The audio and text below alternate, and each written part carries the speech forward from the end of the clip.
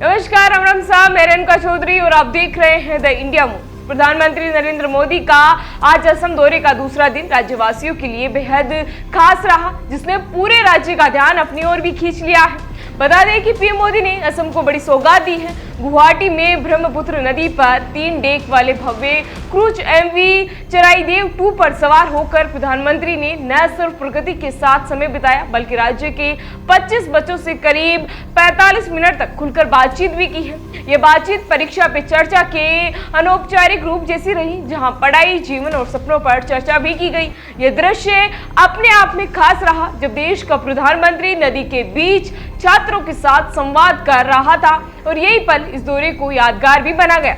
21 दिसंबर यानी आज सुबह नामरूप जाने से पहले प्रधानमंत्री नरेंद्र मोदी ने शहीद स्मारक क्षेत्र का दौरा कर ऐतिहासिक असम आंदोलन के शहीदों को श्रद्धांजलि अर्पित की है। इसी के साथ भूमि पूजन के बाद पीएम मोदी ने एक विशाल जनसभा को भी संबोधित किया। उन्होंने कहा कि आज का पूर्वोत्तर तेजी से बदल रहा है। जिन इलाकों को कभी हिंसा और अशांति के लिए जाना जाता था, अब वे विकास और अवसरों के केंद्र भी बन रहे हैं। इसके अलावा पीएम मोदी ने विपक्ष पर तीखा निशाना साधते हुए कहा कि कांग्रेस की सरकारों ने दशकों तक असम और पूर्वोत्तर का विकास दूर रखा है, जिसका असर जो है देश की एकता और सुरक्षा पर भी पड़ा है। पीएम मोदी के अनुसार बीते 10 से 11 वर्षों में हालात बदले हैं और शांति, निवेश व विकास का नया दौर भी शुरू हुआ है। सुनिए पीएम मोदी का वीडियो।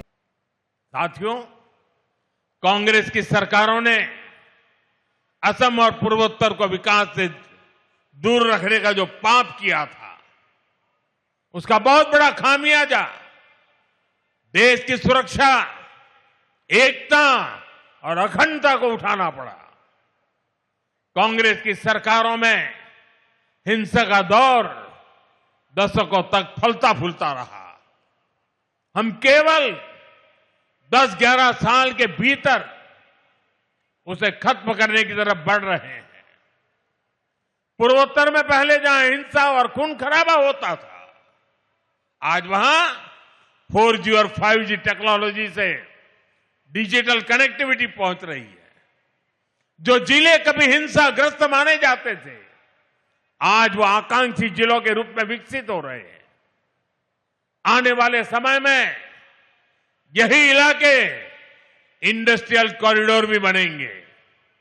इसलिए आज नॉर्थ ईस्ट को लेकर एक नया भरोसा जगा है।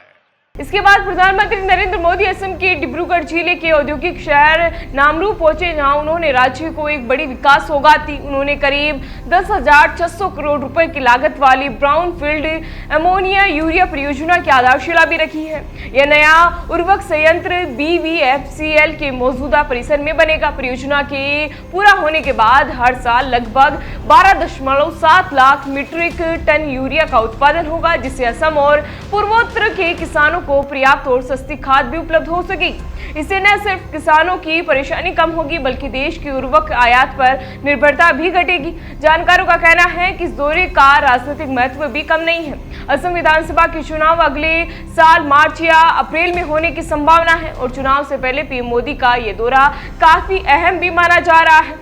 कहा तो ये भी जा रहा है कि पिछले 4 महीनों में उनका दूसरा असम दौरा है, जिससे पहले उन्होंने गुवाहाटी में 5,000 करोड़ रुपए की लागत से बनी लोकप्रिय गोपीनाथ बोरदोलोई अंतर्राष्ट्रीय हवाई अड्डे की नई टर्मिनल बिल्डिंग का उद्घाटन भी किया।